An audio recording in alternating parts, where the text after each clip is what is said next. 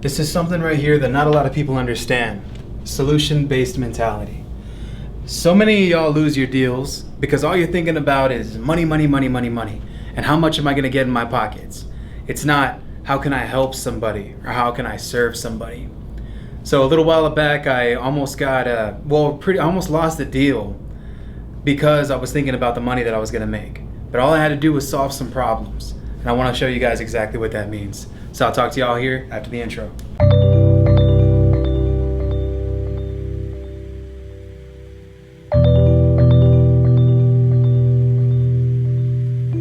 I want the check, check, ooh, I want the check, check, ooh, I want the check, check, check,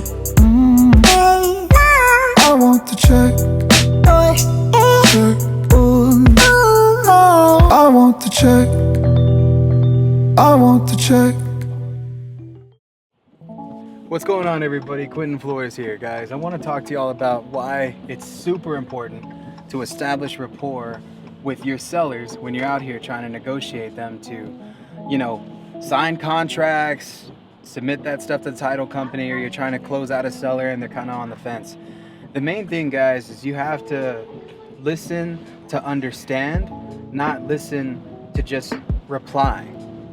So just to give you an example, I was in a situation right now where the husband and wife, when I first met them, they wanted to sell their property. Then the next thing that you know, they kind of wanted to back out of it, which is completely okay, and for you as a guy who's starting out in this business, the main thing that you need to understand is that there is a reason, and you have to find that reason and bring it onto the table. Negotiation 101, guys, is when you are put on the fence and you know that it's one signature away from a couple $1,000s or whatever you're going to make on your property. You have to make sure that you are thinking with solution-based mentality, meaning that if they didn't want to sign, well, there's a solution for that. All right, if they didn't want to if they felt uncomfortable about the situation or whatever, that's when you have to provide solutions. Most people, they will literally just force somebody to sign a contract when that's not how it should happen. If you know that you're making good money on a house that you're flipping, the first thing that you're going to want to do is establish massive rapport right up front. Set up the expectations up front so you can avoid this ever happening. What are you going to help them with? Are you just going to buy their house? Or are you going to fucking change their life? Because that's the main thing right there, guys. There's three things, and I said this before, I'll say it again. There's three things that a seller cares about. How much money they're going to make, the impression that you leave with them, and the service that you provide. And I promise you guys, 2 and 3 are gonna trump number 1 every single time, man, because it's the service. Do they need help relocating? Is that why they don't want to move forward with the process? Well, okay then, you know what? I can help you out with relocation, guys. There are several realtors out there that you can network with that have the resources to help you relocate the seller. Do they want help with moving costs? I got a moving company here in San Antonio who do a job for about $300 to $400, and that's a small price to pay for the amount of money that you're probably going to make on a home. If all you're in this business for is the amount of money that you're going to make, you're already failing, man, and you're way behind the competition. The reason that I close so many deals is because of the service that I provide.